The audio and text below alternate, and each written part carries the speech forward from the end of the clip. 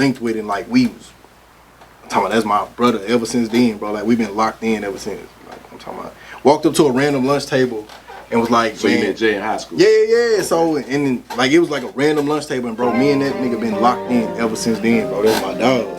Very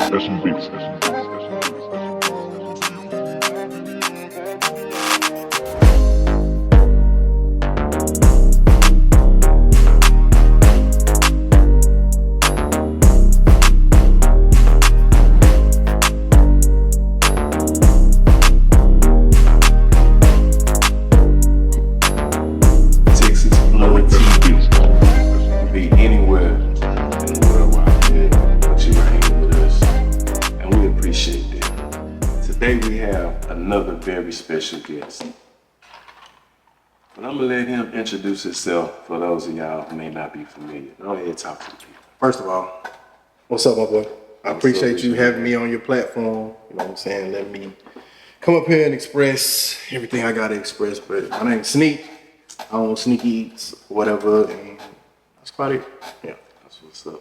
Well, Ian didn't say very much, but we gonna let y'all know why we got him here, man. I appreciate you answering the call and coming through and following through, like you said. Easy. So first off, man, just tell the people, I guess, who you are, and what we got going on today.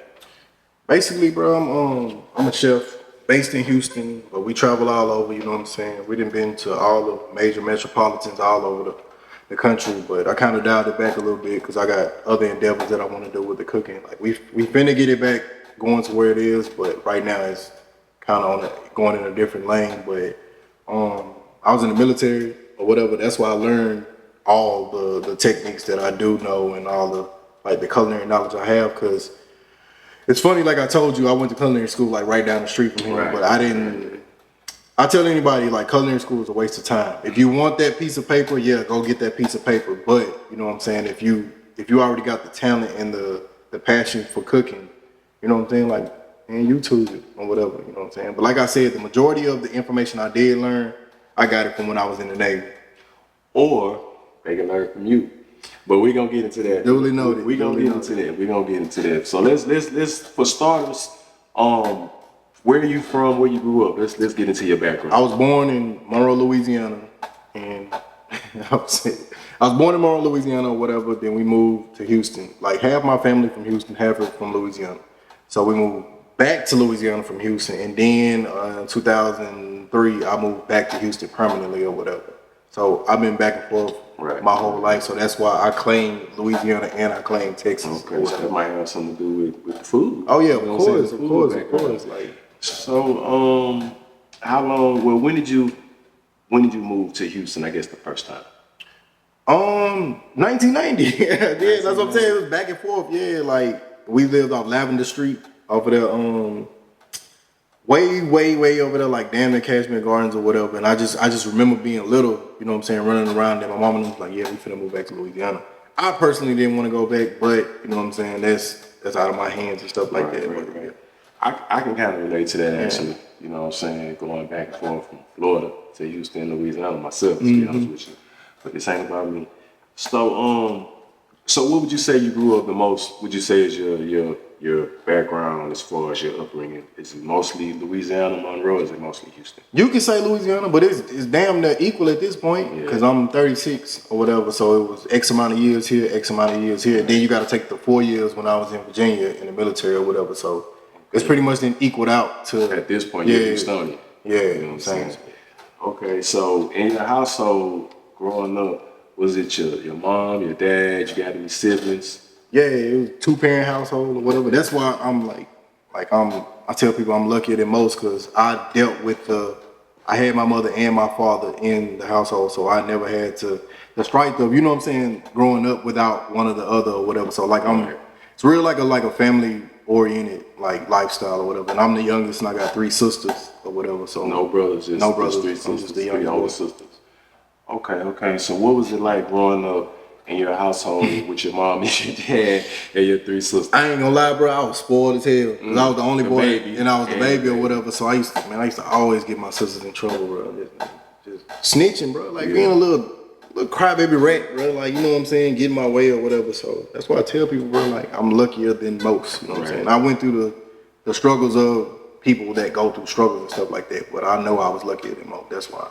So what were you into? I guess we'll start off maybe I guess elementary age. Like, were you into music yet? Were you into None of girls, that. toys? Toys, bro. Like, I was a weird kid, man. I had irrational fears, bro. Like, I used to think, like, if I walk in the grass barefooted, I was gonna get a tapeworm, or like meteorites was gonna crash into the earth. That's the kind of I was a nerd, bro. Like, you know what I'm saying? Then I was short, so it's like I fell into like, of course, like Jurassic Park, dinosaurs, stuff like that, or whatever. So, me personally, bro, like I said, like I had a very what's the word I'm looking for? Like I had a very fruitful childhood, but it was like a rich upbringing. I wouldn't say you was a nerd though, bro. I think someone like that, I think that shows that you a thinker at a young age. Like everybody ain't thinking about certain Nah, things that's like actual that. fact. Yeah, That's like actual fact. young kids are into what little kids are into. So elementary, that's in Monroe or that's in Houston.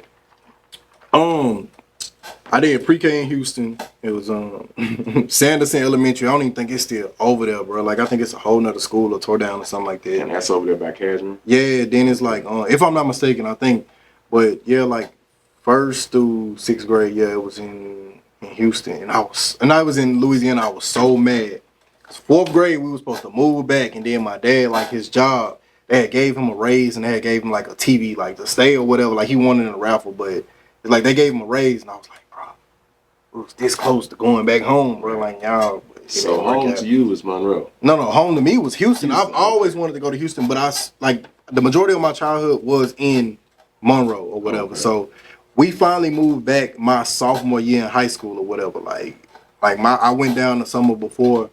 Then my parents they came, but they ain't really like it, like, cause it wasn't what it used to be or whatever. And I said I ain't going back. So I just stayed in Houston. I stayed with my cousin or whatever. Okay. So you're living in Monroe.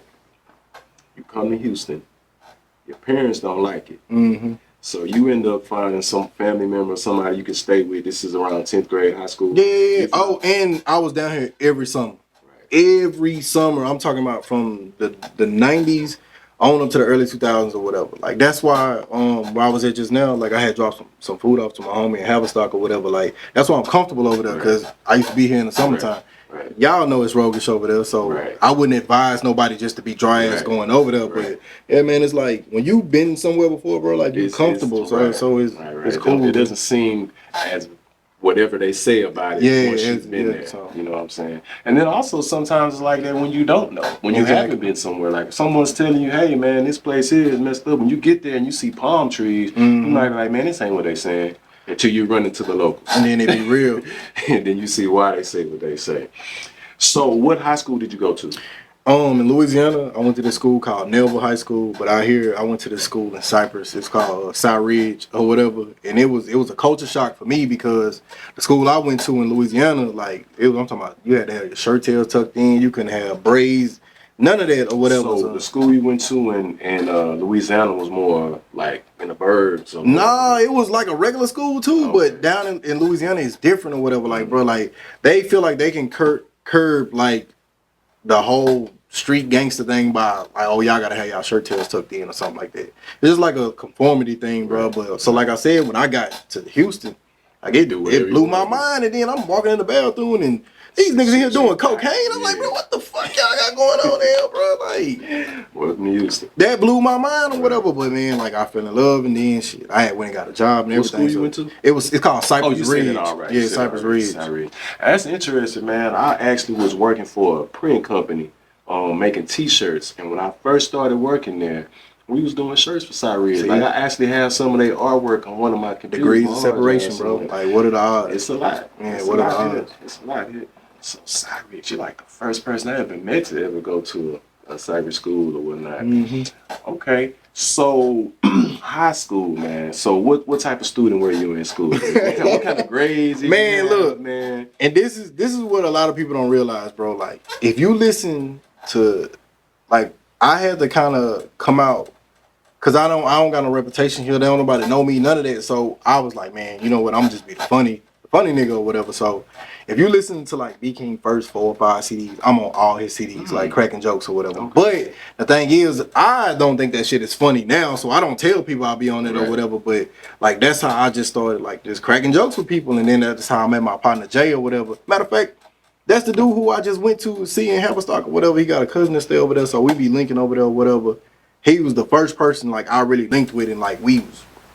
I'm talking about that's my brother ever since then, bro. Like we've been locked in ever since. Like I'm talking about walked up to a random lunch table and was like, so man, you met Jay in high school? Yeah. Okay. So and then, like it was like a random lunch table, and bro, me and that nigga been locked in ever since then, bro. That's my dog. So that's what's up. That's what's up. So you still didn't tell me kind of grades and stuff. Oh yeah, man, I was tripping, bro. Like I said, I was smart, but I was lazy, man. Like one of them skipping class, all that, bro. Like I did enough to graduate. I'll put it that way, bro. Like and I think I had gotten in trouble or whatever, and they sent me to the counselor's office, and I had just so happened to see a banner for like culinary school, and I'm like, man, I'll never be able to afford that because you know it's expensive. So the counselor was like, well, they got an ASVAB test you need to take or whatever. So I took it, and I scored real high on it. That's the thing, you know, for the military or whatever. So all the military branches were calling me, and my homeboy had just went to the Navy. He was like, man, you better come with me. I can take you to the recruiter. So that's when I did, and I went to the Navy, bro. I graduated high school, and I was in boot camp 9 days later. Like, I'm talking about sick. So, you're in school, you're getting ready to graduate, just doing enough in school to get by. But however, you take this test to get into the Navy, and you pass that with flying colors. Let me ask you this: what was it that made you even want to get involved with the Navy? Like, why was it that instead of college? Why wasn't that instead of pursuing sports or entertainment or just getting a job? Man, you know how like they kind of portray it on the in movies and stuff, like the recruiter gonna lie to you and tell you always gonna be this and that. Man, that recruiter sat me down. He's like, man, I'm not gonna lie to you. With your score, you can do whatever you want to do, and it's gonna be some bullshit your first, you know what I'm saying, couple months in, because that's what boot camp is. It's like they want to break you down and build you up to something better. But he's like, if you stick with it. He was like, I see the potential in you to do this, because he was like, what you want to do? I was like, man, I want to be a baker. Anybody that cooks know it's the difference between a baker and somebody that's doing cooking, because baking is an art. What is it? No, cooking is an art, baking is a science. You know what I'm saying? So you actually got to know what you're doing when it comes to baking. So when I got into it, bro, like I really just fell full-fledged into it. You know what I'm saying? And then my uncle died in like 2007, and he was like the cook of the family, and I genuinely believe that, you know what I'm saying, I got his spirit and everything that cooking, it came to me or whatever. What was y'all relationship like, you and your uncle? Man, and you know what's so funny about it, bro? Like, my uncle was one of them, he was one of them type of gay dudes that was like all the way like flamboyant, you know what I'm saying? But he could cook anything you could ever think of, bro. Like, and it's just like, he never taught me nothing but the same cooking style how he do. I do the same stuff right now.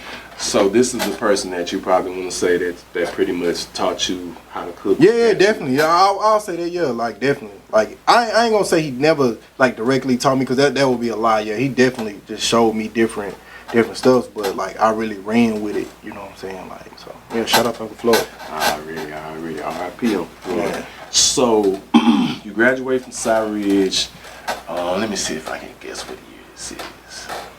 36? No, that's probably. Don't age me, bro. Well, I'm not trying to age you. We're just trying to look at. I'm trying to look at the time frame. What's going on around this time? I'm gonna say about 99. No, I'm off. Off by a lot. Off by a lot. Hold on. I think I know. I'm gonna say 6, 7, or 8. 07. I'm close. Yeah, you was close. Yeah, 07. I'm gonna say 06, 07, 08. Okay, so around 06, 07, 08. Wow, man. I know exactly where I was around that time, man. Okay, so you graduate high school. 9 days later, you're in boot camp. Talk to us. Tell us about boot camp. I'm not gonna lie to you, bro. I've never wanted my parents, like, man, you ever just got in trouble like that, real deep trouble at school or something like that? That's how you gonna feel the first 4 or 5 days, because you don't know what to expect. Like, it's a whole different, they fly you to Great Lakes, Illinois, bro, and it's just like, it's like you don't know what to expect. And then me, I was a hothead, bro. Like, you couldn't tell me nothing or whatever. So I was one of them combative whatever. So they used to be like, oh, you a cowboy, we got something for you or whatever. So yeah, so it was one of them things, man. And then I was like, the big thing is, bro, they want you to buy into what they selling, bro. So you ever heard that phrase where they be like, don't be a nail that's sticking out because you're gonna get hammered or whatever? I was the nail that used to stick out or whatever, but like I had to learn anger management, bro. Like I had to learn how to get along with others, and I had to learn how to take authority, not take authority, but like, what's the word I'm looking for? I had to learn how to take direction from authority or whatever. So, man, once I like, it was an older dude that had the same job as me. He was like, look, you shit in the bed right now. It's like you need to, you know what I'm saying, collect yourself, and you need to revamp it because like at this point you're gonna get kicked out of